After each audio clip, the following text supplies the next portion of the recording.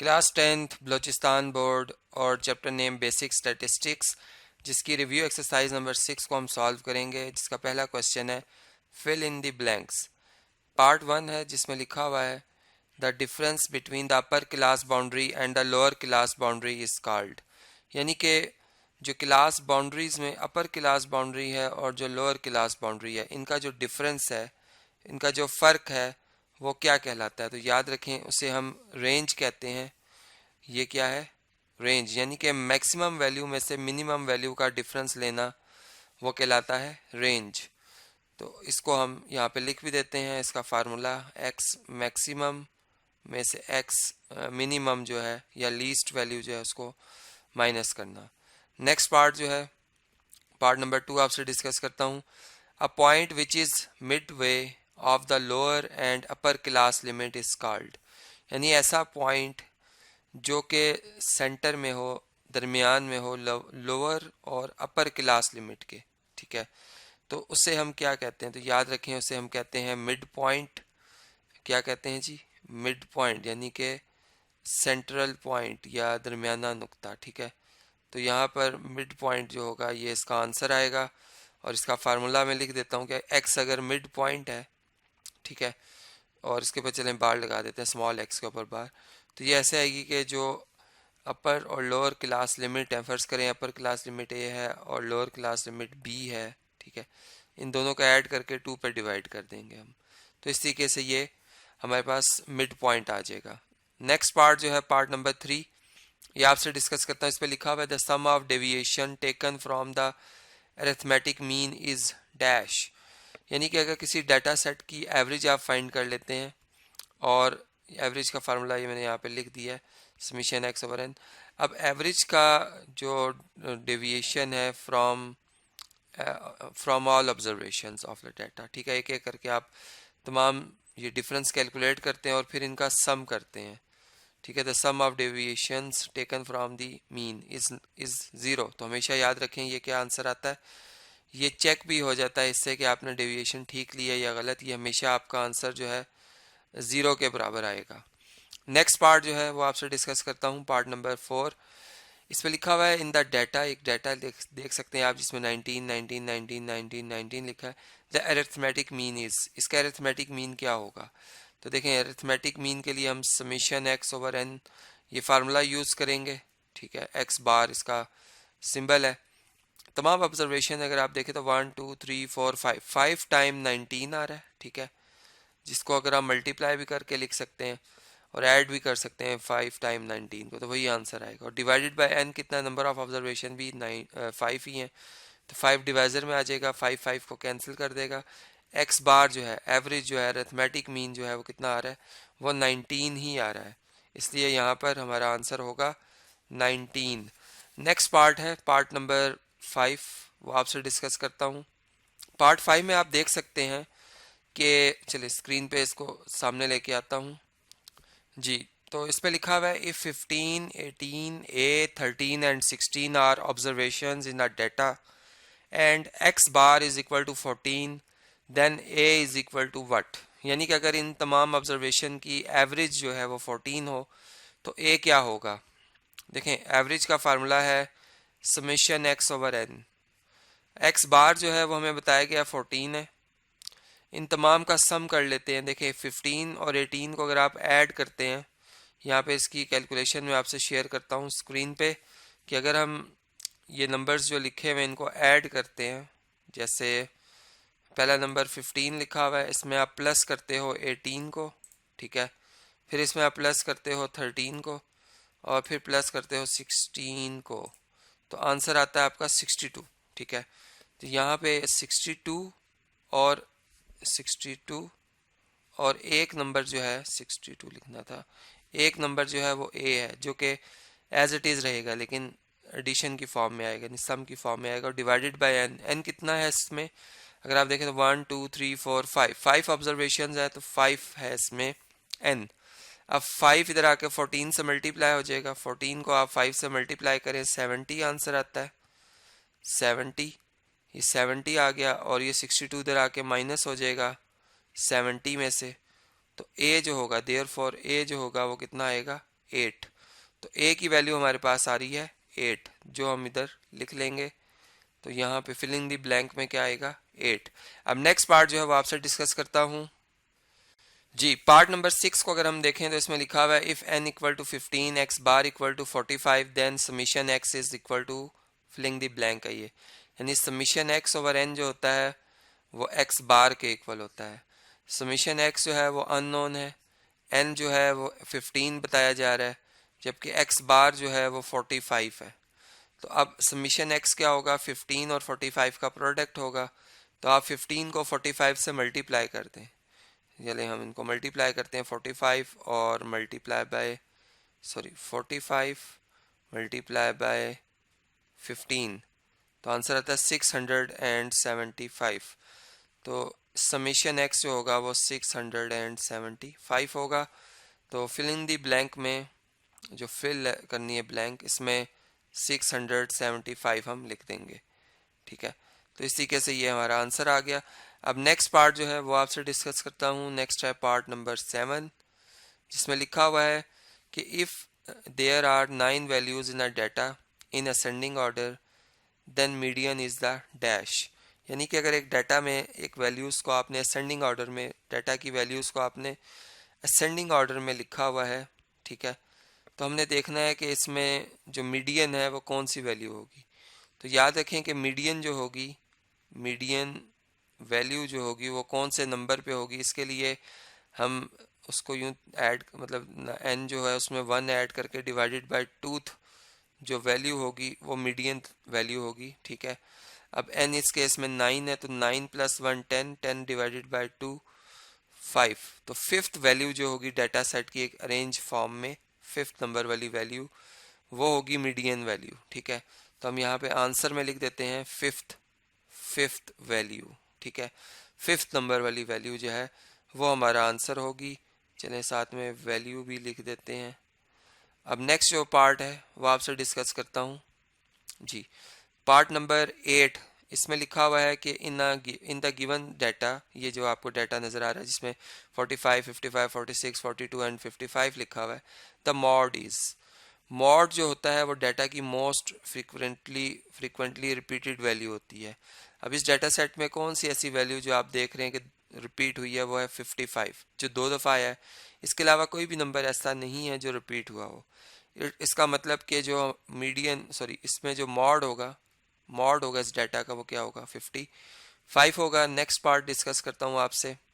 जी, part number 9 आप देख सकते हैं, इसमें लिखा हुआ है कि a variable has the values, ये वैल्यूज़ हैं वेरिएबल की 19, 41, 52, 57, 65, then the range is, range क्या होगी। अब रेंज को हम कैपिटल आर से रिप्रेजेंट करते हैं। एक्स मैक्सिमम में से एक्स लीस्ट को अगर माइनस कर दिया जाए तो रेंज आती है, ठीक है। अब इस केस में अगर आप देखें तो मैक्सिमम जो ऑब्जर्वेशन है वो 65 है, ठीक है, और जो सबसे छोटी ऑब्जर्वेशन है वो 19 है। तो 65 में से 19 को हम माइनस कर देते हैं, 65 में से माइनस करते हैं 19 को, आंसर आता है 46। तो रेंज जो आ रही है वो 46 आ रही है। ये हम यहाँ पे लिख देंगे कि 46 जो है वो रेंज की वैल्यू है। इसके बाद नेक्स्ट पार्ट आपसे डिस्कस करता हूँ, पार्ट नंबर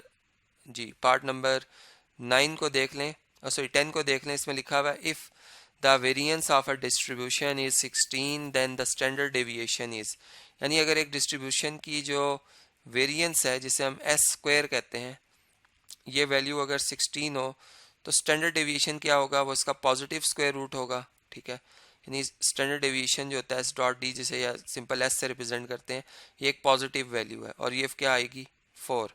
तो हम ये लिख देंगे कि जो स्टैंडर्ड डेविएशन होगा इस डाटा सेट का जिसका वेरिएंस 16 है वो क्या होगा, स्टैंडर्ड डेविएशन 4 होगा। अब नेक्स्ट जो क्वेश्चन आ रहा है क्वेश्चन नंबर 2, वो आपसे डिस्कस करता हूँ।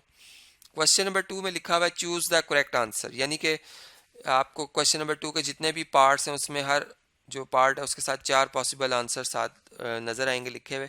उनमें जो दुरुस्त जवाब होगा उसे हमने सेलेक्ट करना होगा, उसे हमें पिक करना होगा। जैसे लिखा हुआ है कि histogram is a graph of, तो याद रखें हिस्टोग्राम जो है is a graph of frequency distribution, ठीक है। चूँकि फ्रीक्वेंसी डिस्ट्रीब्यूशन में हम क्लासेस बना लेते हैं और उनकी आगे फ्रीक्वेंसीज लिख देते हैं।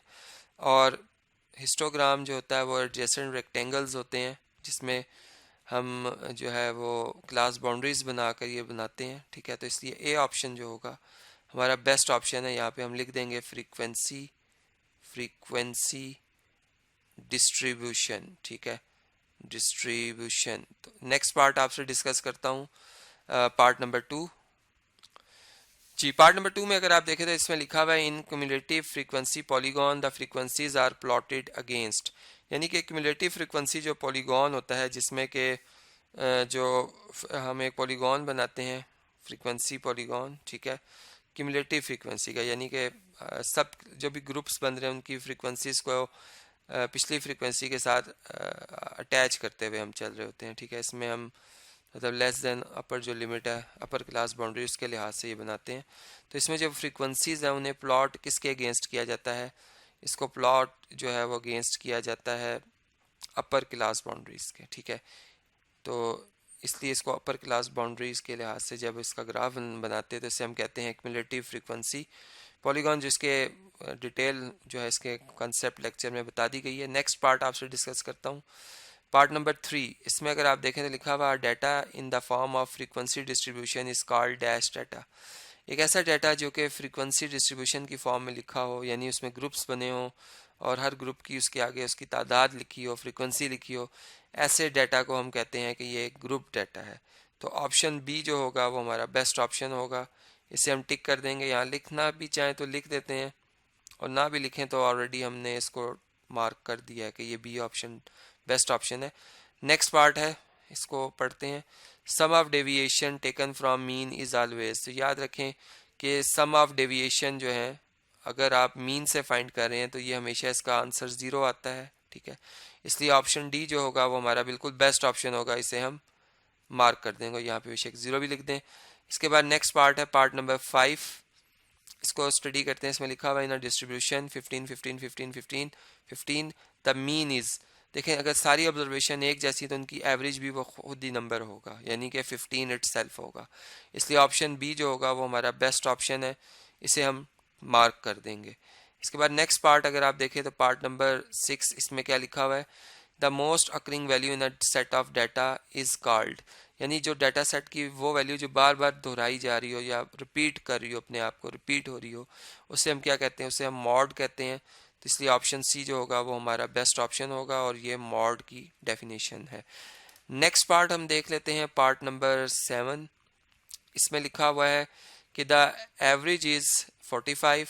एक डाटा सेट है जिसकी एवरेज जो है वो 45 है, ठीक है, और इसके सम ऑफ जो वैल्यूज़ हैं वो 900 है। तमाम ऑब्जर्वेशन का सम 900 है। हमने बताना है कि ऑब्जर्वेशन की तादाद क्या है। फार्मूला जो इस क्वेश्चन को सॉल्व करने के लिए हम यूज़ करेंगे वह है x bar equal to summation x divided by n. अब एक्स बार जो है वो 45 है और समीशन जो एक्स है वो 900 है और एन हमने कैलकुलेट करना है। तो देयरफॉर जो एन होगा वो इक्वल्स टू आ जाएगा 900 डिवाइडेड बाय 45 के, ठीक है। तो अगर आप 900 को डिवाइड कर देते हैं 45 के साथ, ठीक है, यहाँ पे मैं लिखता हूँ 900 और इसको डिवाइड कर देता हूँ 45 के साथ, तो आंसर आता है 20। इसका मतलब 20 ऑब्जर्वेशंस जो हैं वो इस डाटा सेट में मौजूद हैं और ऑप्शन बी जो होगा वो हमारा बिल्कुल बेस्ट ऑप्शन होगा। इसे हम टिक कर देंगे और यहाँ भी चाहे तो हम लिख सकते हैं 20। अब नेक्स्ट पार्ट जो है वो आपसे डिस्कस करता हूँ। जी, पार्ट नंबर 8 है। इसमें लिखा हुआ है if the variance of a distribution is 49 then its standard deviation is dash, यानी अगर एक डाटा की जो वेरिएंस की वैल्यू है वो 49 हो तो इसका स्टैंडर्ड डेविएशन, चूंकि इसका पॉजिटिव स्क्वायर रूट होता है, तो 49 का अगर आप पॉजिटिव स्क्वायर रूट लें तो 7 आता आंसर। इसलिए ए ऑप्शन जो होगा हमारा बिल्कुल बेस्ट ऑप्शन होगा। इसे हम मार्क कर देंगे और यहाँ पे बता देंगे कि स्टैंडर्ड डेविएशन जो है वो 7 है। नेक्स्ट पार्ट आपसे डिस्कस करता हूँ, पार्ट नंबर 9। इसमें लिखा हुआ है if y is equal to 4x plus 9 and x bar equal to 3 then y bar is equal to what, यानी कि अगर x बार की जो वैल्यू है, ठीक है, वो कितनी आ रही है, 3 आ रही है, और y जो है वो किसके बराबर है, 4x प्लस 9 के। तो हमने कैलकुलेट करना है कि y बार का आंसर क्या होगा।